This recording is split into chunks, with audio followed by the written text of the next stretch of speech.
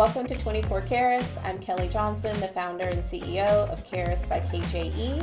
We are a strategy consulting and leadership development firm that partners with clients so that you can experience the power of we, the power of diversity, equity, and inclusion, transforming the workplace and beyond.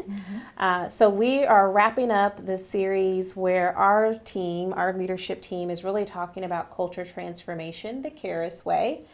We've talked about what is culture transformation. We've talked about like the barriers, the kind of navigating that whole process, and it's been a great conversation. We wanted to give you a little bit of a sneak peek behind the scenes of how we approach this work that's so important to us with our clients. So I don't know, what have you all been thinking about or taking away from the conversation so far?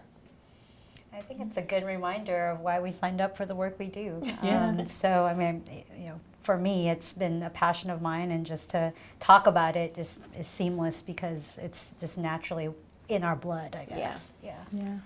I think I'm excited for others to hear what we've been thinking about and working on, I guess, in the background, so to speak.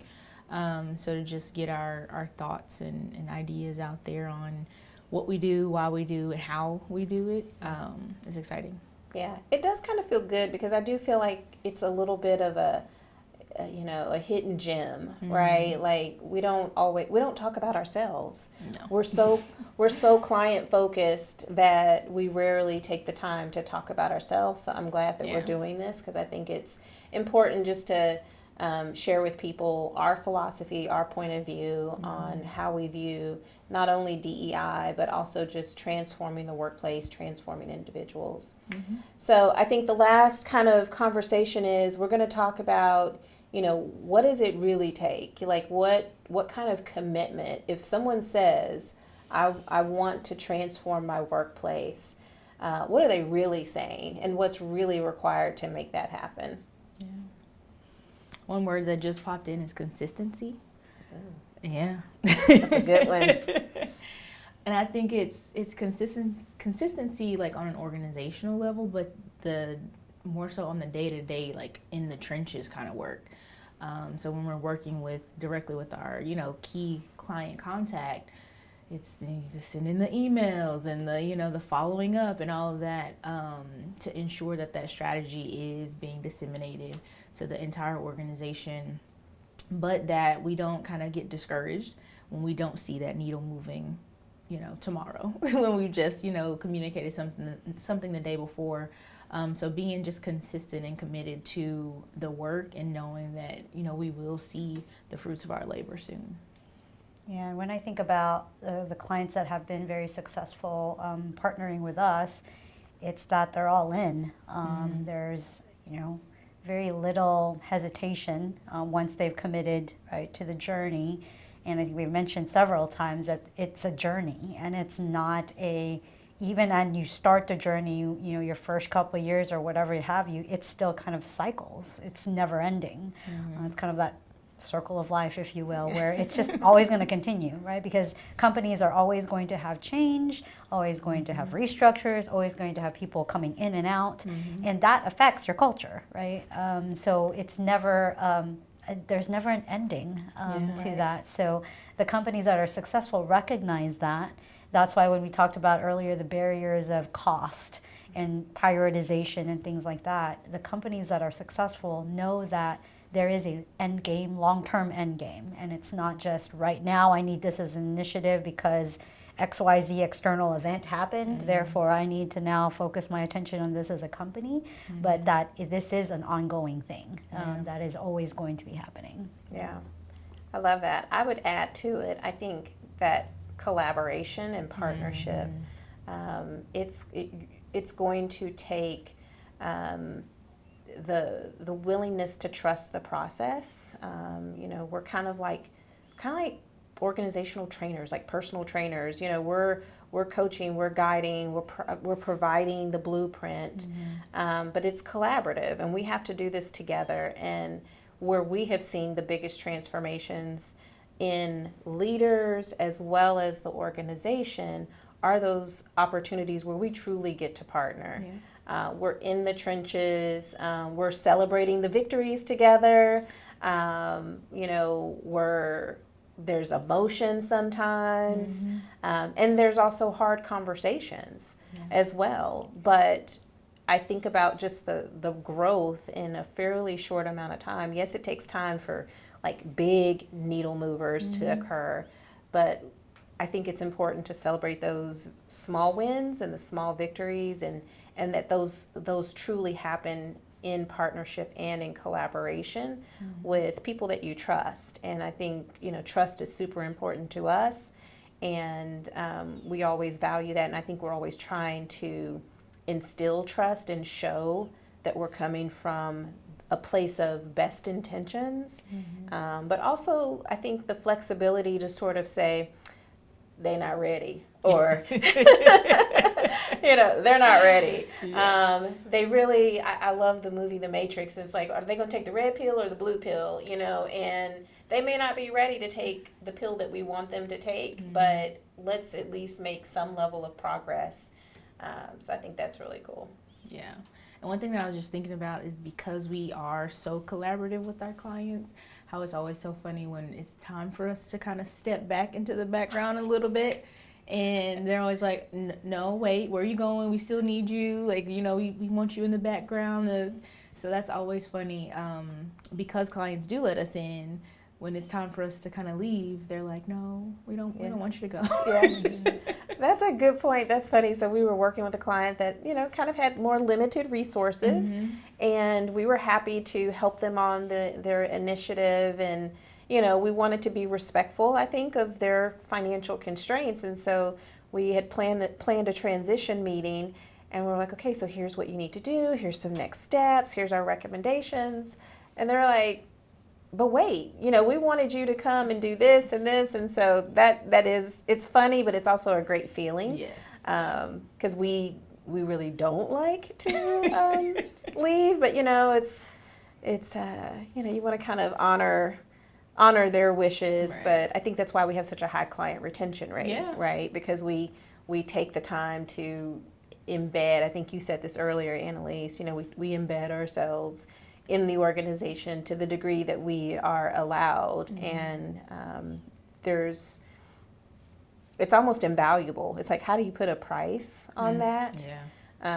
Because the repercussions or the benefits are so intangible, but also significant at the same time. Yes, and we've had a good track record too of, as our contacts in key organizations transition, get callbacks once they're, in a new spot. And so those are, in a testament to the relationships of trust that was built. And again, what sets us apart is we try to keep that, those positive relationships, those networks open, our brand. Yes, we let go of clients as they mature in their own space and build their capability, but oftentimes we probably will hear back from them saying that they have a need for something else, because, as my point earlier, it's going to continue to evolve. It's not a one-time solution and then it stays static. Yeah. I think that's such a key point, because organizations are not static, right? Like, and I mean, if they are, then that's not a healthy organization. But, to your point, there's always going to be people moving in and out, or across, right? And so the ability to be agile and flex and contract as needed based on how the organization is ebbing and flowing, I think is super important. And it's important to have partners who recognize that and are as committed to that agility as the client is.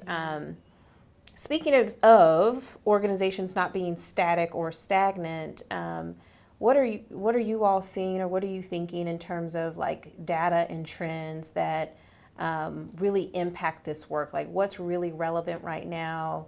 What should organizations be paying attention to? I mean, I think, of course, the elephant in the room right now is, the Great Resignation.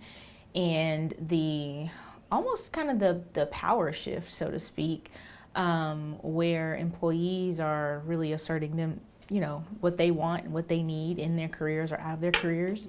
so that they can have more of that work-life balance or that feeling of belonging, whatever they're searching for. They aren't afraid to go after it right now. And we're seeing that impact, whether it's with our key client partners, or whether it's with turnover in general with the organizations. We're definitely seeing that impact the organizations that we're working with. And so helping them to formulate, pivot their strategies or formulate plans to be able to continue that work, or whether that's us stepping in to support them even more as their teams transition and experience turnover as well.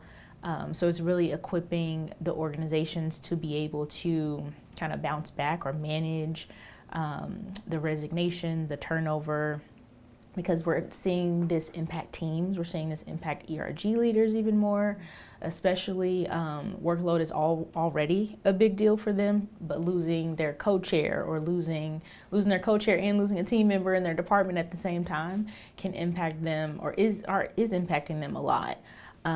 So I think we're going to be seeing the repercussions or side effects of this for a while, I think, until things start to settle down. Yeah, and I remember, so I was in a recruiting space in my last role, kind of global team in different countries, and it's the same, predominantly in the U.S., but it's the same elsewhere, especially post-pandemic. I mean, I remember when I was a recruiter, decade ago, we were already seeing that trend of, hey, no longer is it a common thing for people to stay, take a job and then they stay there for 20 years and retire from there. That's no longer common. It's more every 3 to 5 years was the average. And this was, I'm talking about 10 years ago. Yeah. So even more so now, we were seeing that, I think post-pandemic, lots of, time thinking, about what you really want in life, and life's too short, and you want to go and fulfill your passion and do the things you really want to do. So I think that attests to a lot of resignations you see right now and movements of people making career changes, right, where in the past they probably would not have thought about doing that, right? So I think it's more prominent right now for us to really work with companies on engaging and that employees, and that is the work that we do in this space. And I think it's connected to the Great Resignation and the shift, the power shift, as you said, which we talked about in a recent blog, like what that power shift dynamic is. But I think sort of a kind of 1A component to that is, yes, people are leaving and the power is currently with the employee. But I also think part of that is the shift in expectations. So with that shift in power, not only from like a benefits or workplace flexibility, but the expectations around communication and vulnerability from leaders. We're seeing Gen Z and millennials expecting more of leaders to be able to lead from a place of vulnerability, speak to the heart or speak from the heart, because people want more reasons to work and to grind beyond the paycheck, beyond the 401k. And if leaders are not learning how to demonstrate that vulnerability and create that trust, because they're communicating more, because they're able to communicate about really tough, sensitive topics that do come up around DEI, those leaders who are still resistant will struggle even more to retain the best talent, I think. Yeah, I think the lines are, it's even more blurred now. Even with going back to work, the work versus home or work versus personal kind of dichotomy, I guess. People are expecting, or Gen Z millennials are expecting to have these conversations. They're expecting that, their leaders are asking their questions or engaged in what they have going on at home or outside of work. So really being able to bring their whole selves to work is more of an expectation now. And I think there's maybe some generational differences in ideologies that are at play there. Yeah. Well, this has been good. So we're going to keep doing this periodically where we share from our team perspective about different diversity, equity, and inclusion topics. We do also want to invite you to send us in your questions. So what do you want us to talk about? And we will try to answer those. You'll just check out the show notes and find a way to contact us, email us your questions. In the meantime, we thank you for being here on 24 KEIRUS. We really enjoy the opportunity to partner with you on your DEI journey and help you have a consistent commitment to diversity, equity, and inclusion 24/7. Until next time, thanks.